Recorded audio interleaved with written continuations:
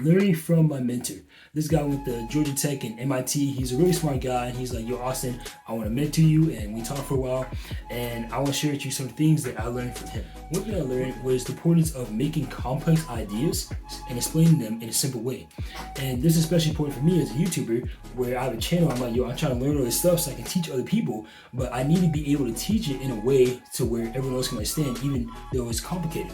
And this is that opposite of school. You know, I'm in college right now, and I get more points on how articulate I am, how how intelligently I can explain my concepts. I get more points for that. But if I did that here on YouTube, people will click off. They're like, "I don't know what you're talking about." All right, so it's like it's the opposite in the real world, right? I'm trying to write a book right now. It's like I need to be able to explain what I know in a simple way. I love what Albert Einstein said about this. Albert Einstein, he said, "If you can't explain it simply, you don't understand it well enough." And that's just like true all the time. Like I heard someone else say like this: if you can't explain your concepts to a third grader, you shouldn't be teaching at all, right? You don't understand it. So in the real world, it's like the more, like the simpler you can put it, the more people can comprehend it, and the more points you get. So it's important to be able to take complex ideas and explain them in a simple way. Another thing he told me was how people don't know what they don't know. And I know this by personal experience. In middle school, I used to be very into self-help, self-improvement, and I would listen to all this certain stuff. And by the time I was in high school, after years of doing this, I was like, "Yo, I already know everything." You know, I don't need to keep listening to stuff. And I dropped it for a while. But now I picked it back up. I realized, yo, I didn't know anything before. Because the more you learn, the more you realize you don't know. So it's important to keep on learning. And that's why people don't know what they don't know. I love how Myron Golden put it. He said, "Everything you desire now and don't have is on the other side of something you don't know or haven't learned and implemented yet." In other words, your earning potential, how much money you can make, is based on your learning potential, or what you know and what you're going to learn and implement. I think about my YouTube channel. If I want to be a successful YouTuber, I got to keep learning more, and I got to keep implementing what I know, so that one, my life backs up what I teach, and secondly, so I'm able to take a complex idea and explain it in a simple way. I also asked my mentor some questions. I was like, "Yo, what is the hardest part about your job?" And he's like, "Finding work-life balance." And I believe this is the case a lot of times. A lot of people struggle with work-life balance. But for me, though I'm not in the same situation probably most of you guys are, and he was married, had kids, so I'm not in the same situation he is. But for me, I believe it's seasons of life. For example, I had like an 89 in my math class, and I had a test coming up, and I wanted to get an A. So during that season of my life, I was studying hours a day, 3 hours on math one day, like just putting in work on math. So my work-life balance was all out of sorts. I was working. In other seasons of my life, I may be doing less work, right? So it's all about seasons of life. Where are you at? Another question to ask them was like, what is the most important skill to learn? He talked about how it's very important to start learning more about AI and become knowledgeable in artificial intelligence. And another thing he said was building character, becoming a man of character. And he gave an example of, hey, are you building the team up or are you taking them down? That's character. Another thing he said was, would you want to spend 3 hours with this person in a car? If you don't, then maybe you don't have the best of character. For me, personally, I believe character is integrity. Are you a man of your word? Do you keep your word? Is your yes, yes, and your no, no? Looking at the man of greatest integrity, I see Jesus Christ. He was the man of greatest integrity, and in fact, he said in John 8:46, "Which of you convicts me of sin?" Like, think about how much character he has, how much integrity he has to be able to say, "Which of you convicts me of sin?" and no one can say anything.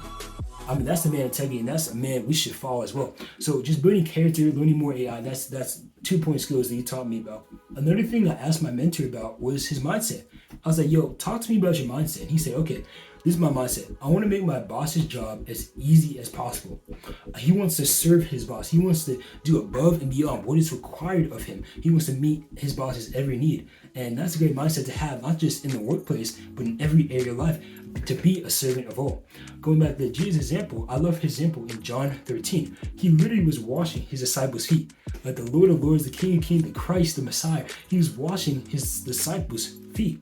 And then he said this in John 13:14. He said, "If I then, your Lord and teacher, have washed your feet, you also ought to wash one another's feet." You also ought to serve other people. And of course, we all know this. Oh, we got to serve other people. I already know that, Austin. But then he goes on to say this a few verses later. "If you know these things, blessed are you if you do them."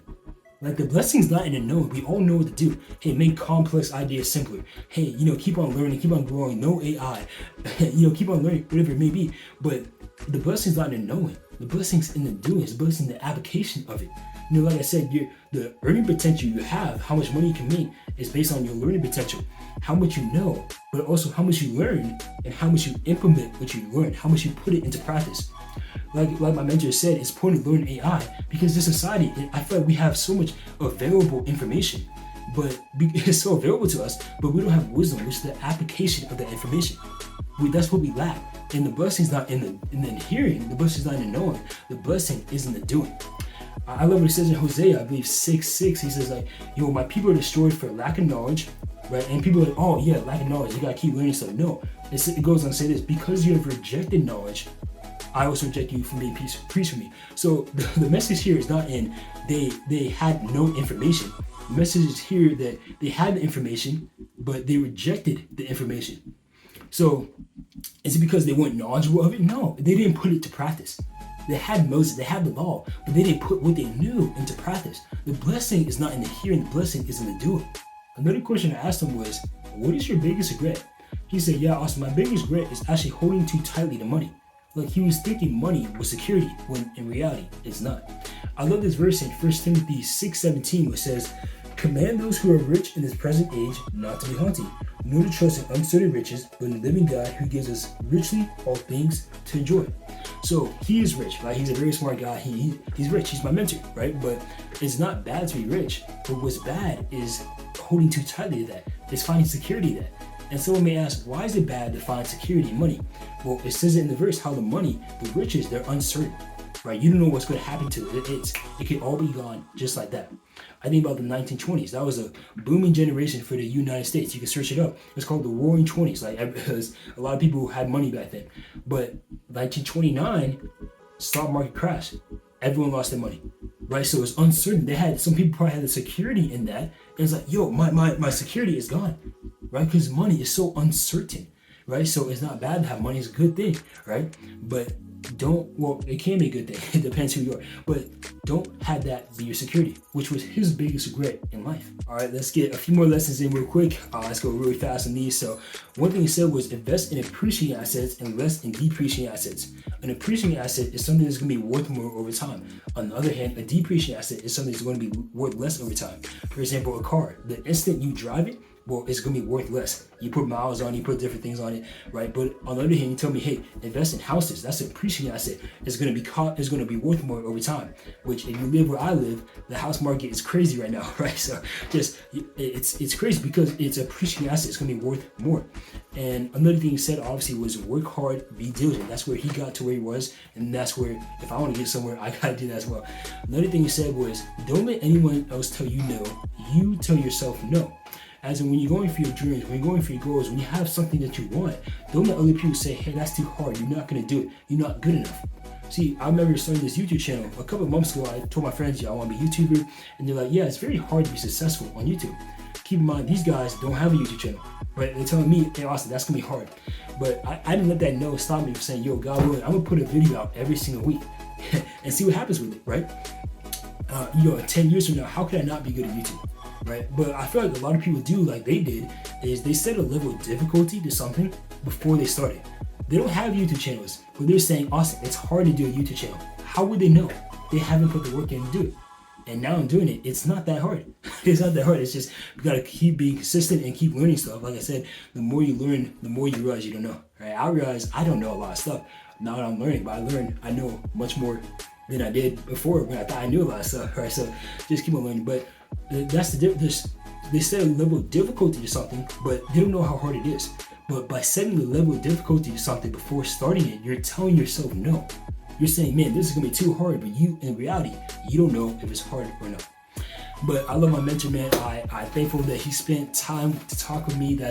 I know how important time is. I mean, being a steward of time that's one of the most important things to do. And he decided, hey, I'm gonna invest this in this guy. He didn't know really anything about me, and I'm very glad he did. So